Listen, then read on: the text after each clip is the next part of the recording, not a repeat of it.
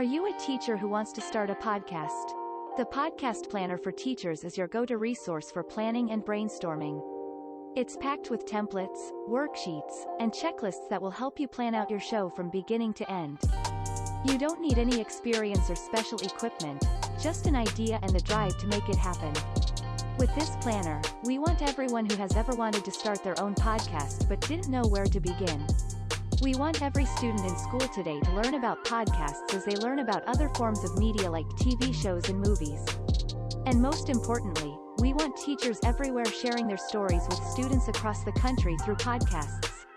Now is the perfect time for educators everywhere to get involved in this exciting new medium. Let us help guide you along the way. Click here now if you're ready to take control over your future by starting a podcast today.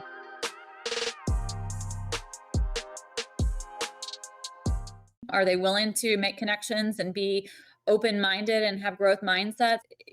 Do they use Microsoft technology? Absolutely, but we never just focus on the technology. We're focusing on providing learning opportunities for students.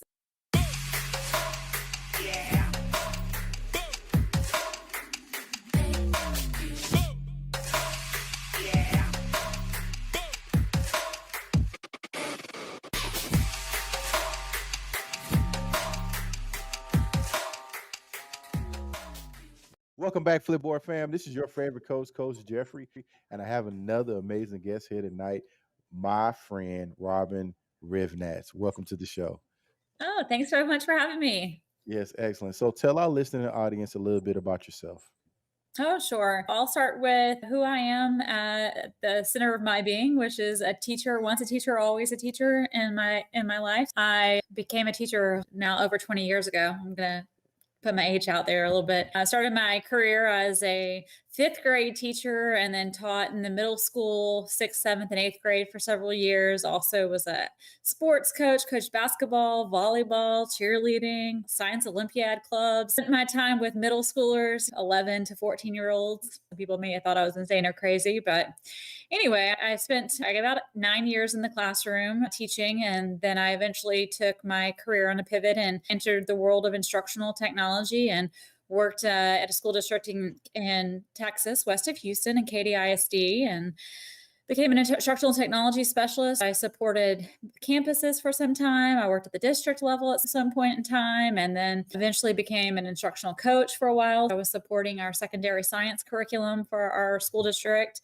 And then eventually I moved over to another school district in Texas, in Lamar Consolidated, just a little bit south of Katy, and worked with the instructional technology team there for a couple of years. And during that time, I had the opportunity to actually interact with some folks at Microsoft Education, which kind of led me onto a different journey where I started doing a lot of consulting and speaking and traveling all across the United States, really supporting school districts as they were starting to embrace their digital transformation. Although I don't think we were even using that terminology back then. It was just, how do you leverage technology in the classroom? Spent some time doing that, ultimately ended up developing a lot of the Microsoft Innovative Educator curriculum for Microsoft as a consultant. And then one day I got reached out by someone at Microsoft, actually, while I was at the ISTE conference back in 2014, and ended up having a great conversation. And within a few months, ended up as an employee at Microsoft, as working for Microsoft Education. Initially, my first role was really on how to increase Microsoft Education's footprint, if you would, around supporting teachers in classroom teaching and learning, leveraging Microsoft technologies, specifically building out an online learning portal for teachers, which today exists as the Microsoft Educator Center. I've been at Microsoft now for 7 years in multiple different roles here in education. Today, my role is I lead our U.S. education industry team here at Microsoft. I've got a team of folks that support both K-12 and higher education across the United States. We look at everything from teaching and learning to student success initiatives to academic research in the higher ed space to workforce skilling programs for students. And then also even support a lot of our third-party events that we sponsor through partnerships of different organizations that are involved in education, such as ISTE and EDUCAUSE and things of that nature. And my team really is, I would like to say, the glue between our education customers and our sales teams. Our team really leads with empathy, and then also with the mindset that we've walked the walk and talked the talk. We've been in these industry roles. We've had the experience, the good, the bad, the ugly. We try to relate to our customers and what they're currently experiencing, and then also be able to, like I said, be the glue between our sales teams. They understand how our customers are feeling, what the types of supports they're needing, and then we'll lean into our sales and our technical folks here at Microsoft to support those initiatives.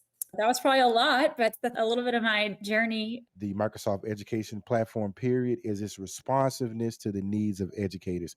When I was a digital learning specialist, one thing that I can say that I currently still admire, how do y'all go about attending to those needs? I think it's about listening and having all the right folks at Microsoft being part of that listening cycle. My team plays a critical role in ensuring that our engineers, our sales teams, and folks that are making the technology changes on that front are listening to the front line. And that's the educator voice, the school leader voice, and the student voice. And opening channels for teachers and school leaders and students to be able to give feedback, to share what's working, what's not working, what they would like to see, allows us to be responsive in such fashions. I know it's never fast enough, but our engineers can only code so fast and develop so fast, but they've obviously been working extra hard during the pandemic and made things happen in 2 months that normally took maybe over a year to happen. But at the end of the day, it goes back to listening in all the right channels, listening to the fans, listening to the naysayers, opening up forums online and through social media to give people a platform and a voice, whether that's groups that educators and leaders can join on Facebook, or following hashtags on Twitter where people are having discussions, or our engineers being part of our educator communities, many of our MIE and Showcase School communities, and actually being part and listening to what our educators and school leaders are talking about and asking for. It's an immediate pipeline to those who are actually impacting the change and our wonderful engineers that are able to develop. I definitely want to give a shout out because during the pandemic, I was happy to be accepted into the MIE 20 program. I was happy. I was an expert again. Yes. And I noticed the responsiveness, how they were just fitting the needs of, especially with Microsoft Forms. The teachers were, it looked like it was getting better at every iteration as we started to use it. And so my school district is a Google district, and we incorporated some of the Microsoft tools. If my school district is a Google district per se, how open is Microsoft to using Microsoft tools on a Chromebook? Yeah, actually, anybody can. Whether your school's a Google platform, whether you use Chromebooks or you typically use Google Apps in education for your services, our tools are still out there. They're free. They're able to be used all via web-based. There's obviously, when you look at software platforms, there's always the free version of things. And then there's, 3-4 levels clicks in to highest levels of security and different automation and business intelligence that's built into different platforms. But we offer Microsoft 365, Office 365 for education 100% free. Our A1 academic license of Microsoft is available for anyone. Any teacher, any student can go to office.com and say, I'm a teacher or I'm a student, and get access to Office online. You can use Word, PowerPoint, Excel, OneNote, Forms, Sway. The list probably goes on, all online, all 100% free through our Microsoft Office for 365 for education. If you have a Chromebook and you have a browser, you can still leverage and use the tools. And we actually develop a lot of our newer technology that we're building across our platform actually is typically released via the web first. So when we lit up things like Immersive Reader in our platform, that was actually out there in the web versions of tools. It's built in, it's free. We've taken that API and made it accessible for all of our partners or any other business out there, ed tech companies that want to use it in their platform. Our API is free. They can plug it into their platform and use it there. At the end of the day, we want to democratize education for all students. And when we say all, we mean all. Obviously, I would say there's probably some limitations with Chromebooks and equity. Yeah. But as far as being able to use the Microsoft tools that people have been familiar with, and then I would say the great number of ones that people aren't familiar with that we have recently developed or deployed or reiterated on over the years. It's all at your fingertips, and we want to make sure that people have access to that. Excellent. And one of the ones that you developed just recently is becoming my new favorite is Microsoft Edge. Uh, That browser is really amazing for educators. Can you just go over some of the high points that educators can use the Edge browser for? Sure, I can tell you some of my favorites. Yeah, your favorite. The accessibility that's built into Edge is pretty awesome. And I think about this from all users. I have an uncle that who is, as he's getting older, is having macular degeneration and is having a hard time seeing. And so just being able to sit with him and showing how he can enable his browser to have a better experience so he can read his favorite sports journal articles in the morning when he wakes up has been amazing. Things like the immersive reader, too, that's built into the Edge browser. If a student or an adult has trouble with reading, or maybe they have dyslexia and they need a narrator to read some information for them, or just to remove all the distractions and all the ads that are out there on the browser that can happen there. So the accessibility is really, it's built in. We don't want it as a bolt on. We want it as what you get, right? And then I think another feature that I love in Edge is collections. Live, that right there. I love it. Collections is part of the Edge browser. For anybody who you download Edge and you open it up for the first time, there's a little icon and you're on the upper right hand corner. It looks like a little plus and a square behind it. That's how you launch a collection. And so you can build as many collections as you want, but I kind of think of collections as a fancy way to bookmark by topics that I care about. I know way back in the day, when I was in instructional technology, there was a tool called Digo that I fell Yeah, in love yeah, with that yeah, allowed me to bookmark. yeah. And I guess it's similar types of technology, but it's just built into the browser. Yes. And I like it that it's seamlessly built into the browser. It reminds me of Flipboard because this is the Flipboard EDU podcast, and we do a little bookmarking, but on steroids because they're able to share it and make magazines and social. But I like the fact that as you're teaching, maybe with a Promethean board, for those teachers who have those digital setups, that you can bookmark and go strictly to those. It's really seamless, and then you can share them with students, and I really like that. Yeah, I'm a fan of collections. Keeps me sane probably most days when I'm trying to go back and find something that I was looking at before. Yes, yes, that's pretty cool. Also, I want to talk about the Microsoft Innovative Experts program that you have here at Microsoft. It has grown spectacularly over the years. I am always amazed at the amazing educators that's a part of that. Can we talk a little bit about that program and how that got started? Yeah, absolutely. The program probably was founded 2013, 2014, I guess was probably the first official MIE expert class. Very small class. I think in the US, it was like right around 20 educators in the United States. Globally, I don't know what the number was at the time, but it was a very small community of educators who are just looking forward to growing their networks outside of their school district and really outside of even the United States where they lived, just people that wanted to connect with other like-minded educators. And through the years, that program has continued to grow, and not because of Microsoft. The community has grown because of the people that are in it. For educators to be able to find their people, to be able to share highs with and cry together when they have bad days with, and other educators who are willing to say, hey, I tried this new thing in my classroom and it worked really well, or it didn't work well, or hey, I want my kids to learn about a new culture. And so having a community where you have an amazing access of global connections right at your fingertips to say, in our history class right now, we're talking about, I don't know, let's say ancient Egypt, and then to be able to go into that community and go look for other fellow Egyptian MIE experts that you can say, hey, can we connect our classes together? And so our kids can learn directly from you all and what, about your culture, about the landscape that you live in, about your belief system, all sorts of things. Really, that's how the community has shaped itself. It's the voices of the educators in the community that make the community so strong. It really doesn't have much to do with Microsoft. We just provide a platform for these educators to be able to connect with each other.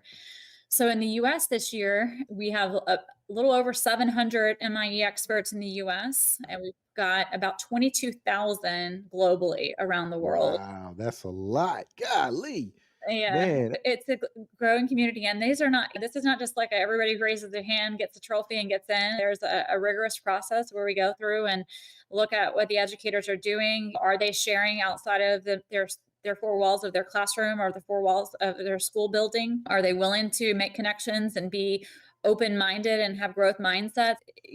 Do they use Microsoft technology? Absolutely, but we never just focus on the technology. We're focusing on providing learning opportunities for students that they wouldn't have without the technology. And so that's really what the community is about. And honestly, the community is the fuel for me to come to work every single day here at Microsoft Education. What I see these educators and students accomplish and school leaders accomplish inside their schools as part of this community is just outstanding. So I'm privileged to just be networked with these amazing folks around the world. It's an amazing platform or cohort. They share best practices across all areas of K-12 education. With some great educators in there, and I appreciate being in that mix. I hate I couldn't be a part of it this year, but I might apply if I get some more time out of Well, COVID next year. we always would love to welcome you back for sure. You're a valuable asset and member of our community. Thank you. I definitely want to get as many MIE educators on as possible. I think you have your valuable lessons that they share, and which is great for all students, which you mentioned. Yeah, and it really, to me, I have just such a passion for getting our kids to see beyond the communities they live in, getting them more exposure to different people. I feel like we all share this planet together. And at the end of the day, we're all human beings that are going to work together. And I think if we can allow our students to experience this in multi-facets, the younger they are, the more growth mindsets they will have, the more willingness they will be to accept others. I just think it promotes diversity, inclusion at the heart of how our communities and the world we live in needs to continue to evolve and become a better place to live in. This community is that for me. I see that and the ways that these educators interact with each other. And honestly, I feel like at this point as an adult, I probably could travel to any country on this planet that we live in and have a home to go into from one of these educators. They would Yeah. welcome me in and I would Welcome you feel in. great, right? Yeah. That'll be great. Can we talk about the mindfulness focus that Microsoft has with the social emotional learning? It's actually built into some of your tools. Specifically, I'm talking right now about Teams, but let's Mhm. talk a little bit about that. Yeah, obviously, I would start off by saying at Microsoft, it is part of our culture. We've had, obviously, Microsoft's been around for some time now. We've had multiple journeys through Bill Gates as our leader, and then Steve Ballmer as the leader, and then Satya Nadella, our current CEO, has been an amazing transformational cultural leader at Microsoft. He has shifted how we do business, how we think about doing business around the globe.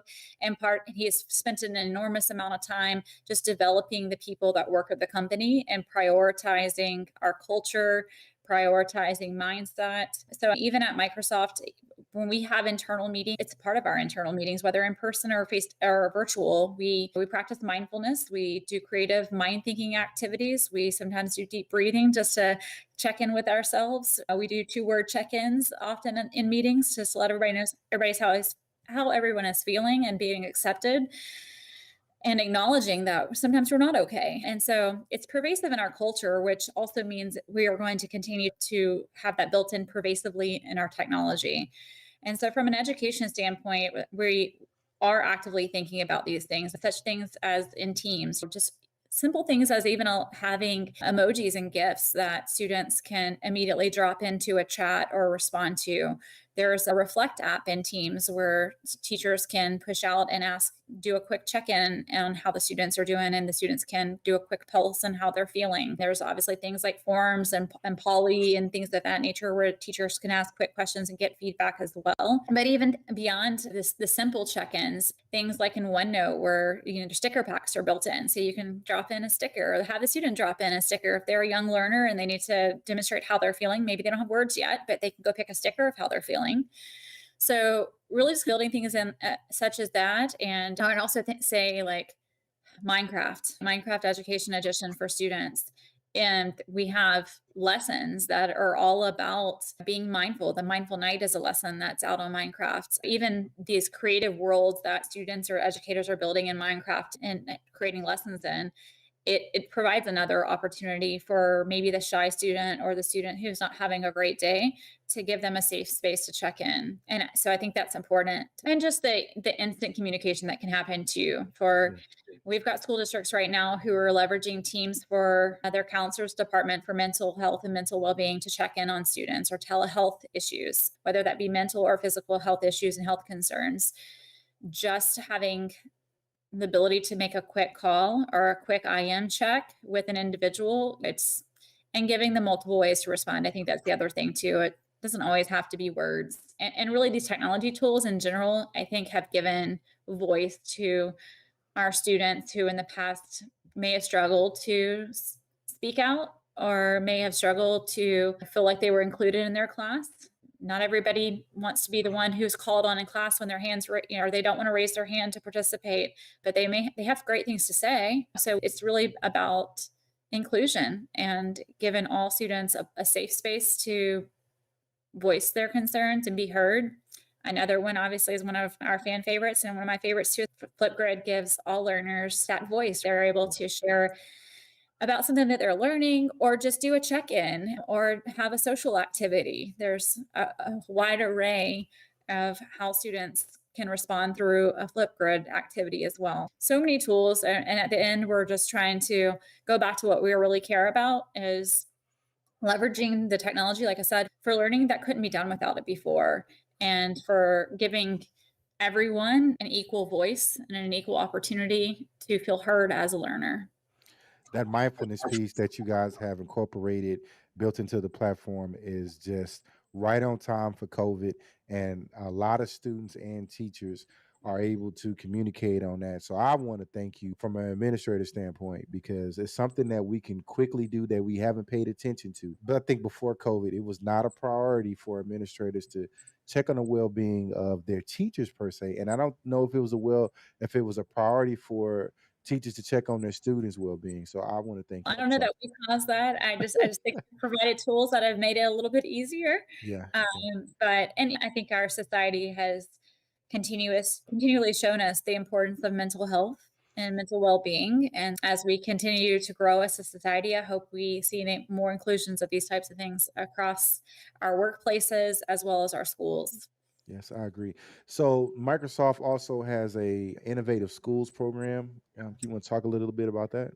We do. So we partner up with a little bit with our Microsoft Innovative Educator community. So around the same lines, we've got a Showcase School program in which we've essentially have trailblazing education school leaders out there who have really been trying to take a more holistic transformation approach to redefining what student learning outcomes are, and how to back into that. So everything from looking at making a safe learning environment, to providing the right resources for your teachers and your staff in order to do what they need to do every single day, to looking at your technology blueprint and what's available and what students have access to, what families have access to. So we really button up everything with our education transformation framework. So we've got a K-12 framework as well as a higher ed framework, in which we look at the pillars that school leaders need to be thinking about and mindful as they're building their transformation plan. Our Showcase schools these are schools that have gone through a transformation of some years and years, where they've worked together as a staff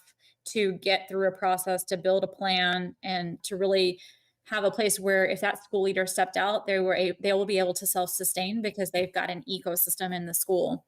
Mm-hmm. So those are what we call our Showcase schools, and we have 40 of those in the United States. And then I'm not sure it's totally around the world, but again, it's a global program. And another benefit of our schools being connected is they are connected to other schools that are similar in mindset. They may run a school very differently. Not one of them looks the same when you walk in. They all are not like robotic schools. One school may have maybe focusing on high school dropouts and alternative education, where another high school may be really STEM focused. We have our incubator programs to becoming Showcase schools.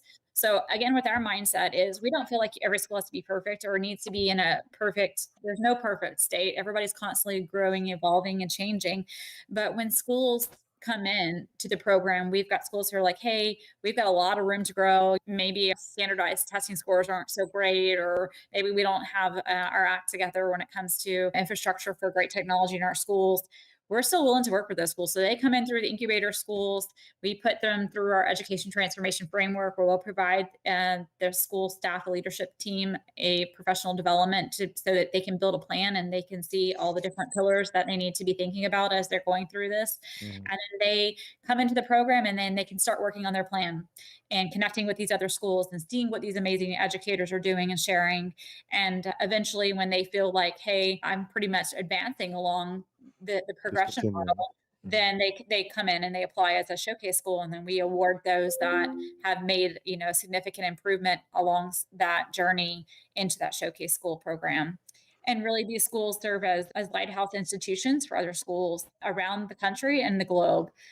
I can tell you, well, pre-pandemic, when we'd have lots of ministers of education from around the world, or other dignitaries of education from other countries, they come to the United States and they often want to see schools of excellence. And so they'll come to Microsoft and to Google and to Apple, and they'll say, show me what a school that uses Microsoft technologies that are doing really good things, show us what that looks like. And so these schools often end up hosting ministers of education into their schools and Wow. showing them, taking them into the classrooms, letting the kids talk to them, Yeah. what they're doing, what they're learning. And honestly, those are some amazing times. I've been in many of our showcase schools, and just my favorite part is talking to the kids. It's amazing. I am very proud to work. I shouldn't say work with, but that's basically it, working with the tools that just make my job a whole lot easier. Because a lot of times back in the day, Microsoft used to get a bad name. PowerPoint, Yeah. it's not like that anymore. And I appreciate the fact that you guys were listening to your naysayers too.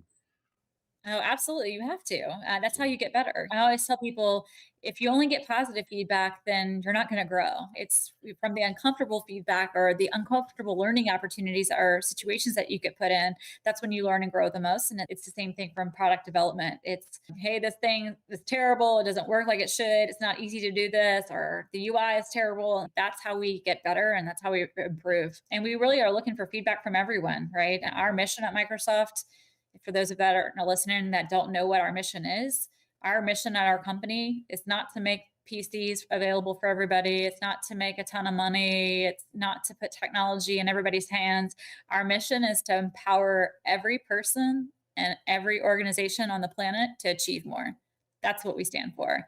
That's our goal. And so our tools are meant to empower and give people access to be what they want to be and achieve those goals. We're constantly on a learning growth and a learning curve. Excellent. I love a company that's growing and learning. Robyn, where can our guests find you at on social media? You can find me probably across all kind of platforms, but I'm at Robyn Hrivnatz, and I'll spell that out because my last name is very difficult. But Robyn is just Robyn, and last name is Hrivnatz, Hrivnatz. I'm on Twitter, I'm on Facebook, I'm on LinkedIn, all the same name, same platform. You can find me on other social platforms as well, Instagram and wherever else, just like TikTok, all the places. That I love connecting with educators and school leaders all across the world. So never hesitate to reach out or connect with me. And the Microsoft Innovative Experts Program, how can people find out more about that? But the best way is to really just the one-stop shop for everything Microsoft education. You can just go to microsoft.com/education. And from there, you can see our school transformation resources. You can see product information resources. You can see a link to our Microsoft Educator Center, which takes you to all our online professional learning. Inside there, you can look at our community programs, which the MIE program is part of. So really, microsoft.com/education. Well, thank you for coming on the show. Thank you for having me.